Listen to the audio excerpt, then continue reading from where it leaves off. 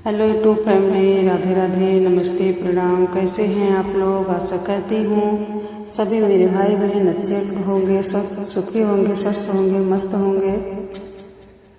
मित्रों, मैं किरण यादव अपनी अवधी भाषा में एक नाच गीत लेके आई हूँ जो बहुत ही पुराना पारंपरिक है। पहले गाया जाता था, अभी भी कहीं कहीं गाँव में गाया जाता है, जो विदेशिया नाम था।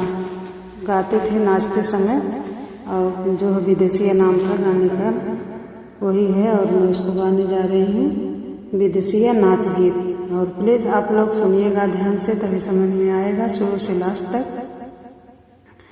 और कमेंट बॉक्स में अपनी राय ज़रूर लिखिएगा आप लोग। इसमें जो है पति है परदेश जाता है, और उसकी पत्नी जो है उससे विनती करती है कि मुझे भी ले चलो अपने साथ, मैं यहाँ नहीं रहूँगी गाँव में। जरा सुनिएगा आप लोग, मैं सुना रही हूँ। सुना सुना मरे पिया हमें रोवर जे, सुना हमें नारा ससुराल हो बलनुआ। अरे सुना सुना मोरे पिया हमें रोवर जे, सुना हमें नारा ससुराल हो बलनुआ। अरे हमें नारा ससुराल हो बलनुआ। जहाँ तू हरी पिया हो सरकारी नौकरिया, जहाँ तू हरी हो पिया सरकारी नौकरिया। अरे वही लई चला ले आए हो बलनुआ। अरे हमें चलबे तुहरे साथ हो बलनुआ। झाड़ू पोछा कई देवे कनवा बनाई देवे, झाड़ू पोछा कई देवे कनवा बनाई देवे। पूछी के सबके खिलाइब हो बलनुआ। अरे पूछी के सबके खिलाइब हो बलनुआ। अरे सुन सुना मोरे पिया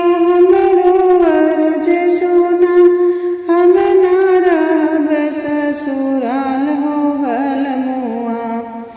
अरे हमें नारा ससुराल हो बलनुआ। सासू के काबोटू करे ना बोलाई, करे ना बोलाई। अरे तब सासू भैया गरिया में हो बलनुआ। अरे तब सासू हमरा भैया गरिया में हो बलनुआ। सोना सोना मोरे पिया हमरो अरज सोना, हमरो अरज सोना। अरे हमें नारा ससुराल हो बलनुआ। अरे सासू के बोली ना सहाय हो बलनुआ। अरे सासू के बोली ना सहाय हो बलनुआ। अरे हमें चलबे तुहरे साथ हो बलनुआ। अब पति क्या कह रहा है? पति भी अपनी राय रख रहा है, सुनिएगा आप लोग। जब तू हरनिया ले चलबे विदेशवा, ले चलबे परदेशवा। अरे माता पिता गवा के लोगवा के खेत लिखी दे हो रनियावा।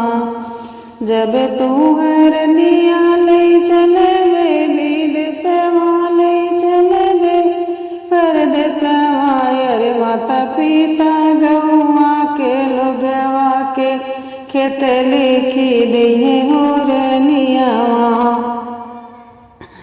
अरे माता पिता गवा के लोगवा के खेत लिखी दे हो रनियावा।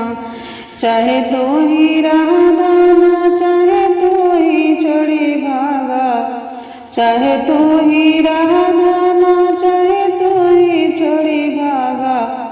माता पिता नाही छोड़ब हो रनियावा। अरे माता पिता नाही छोड़ब हो रनियावा। अरे अब नाही जाबे अरे अब नाही जब परदेस हो रनियावा, अरे माता पिता हमरे बूढ़ा होई गई ने हो, बूढ़ा होई गई ने हो, माता पिता के सेवा करबो रनियावा, अरे माता पिता के सेवा करबो रनियावा, अरे बेटा धर्म हम निभाई हो रनियावा, अरे बेटा धर्म हम निभाई हो रनियावा, अरे इतनी बचन जब सुनी बारी धनिया हो, सुनी बारी धनिया, अरे हम तुरे माता पिता के सेवा करबो भलमुआ, अरे हम सास ससुर के सेवा करबो भलमुआ, अरे सास ससुर जब खेतवा से आई हो, खेतवा से आई है, अरे प्रेम से पनिया पिलाई हो भलमुआ, अरे प्रेम से पनिया पिलाई हो भलमुआ, अरे खाना बना रे प्रेम से खनवा खिलाई हो भलमुआ, अरे प्रेम से खाना खिलाई हो भलमुआ, अरे सासू जी के बड़वा दवाई हो भलमुआ, अरे सासू जी के बड़वा दवाई हो भलमुआ, अरे जमन गलती भैनी माफ करहो भलमुआ, अरे जमन गलती भैनी तमन क्षमा करहो भलमुआ, सुन सुना मोर पिया हमरो अरज सुना, हमरो अरज सुना, जमन गलती भैनी माफ करहो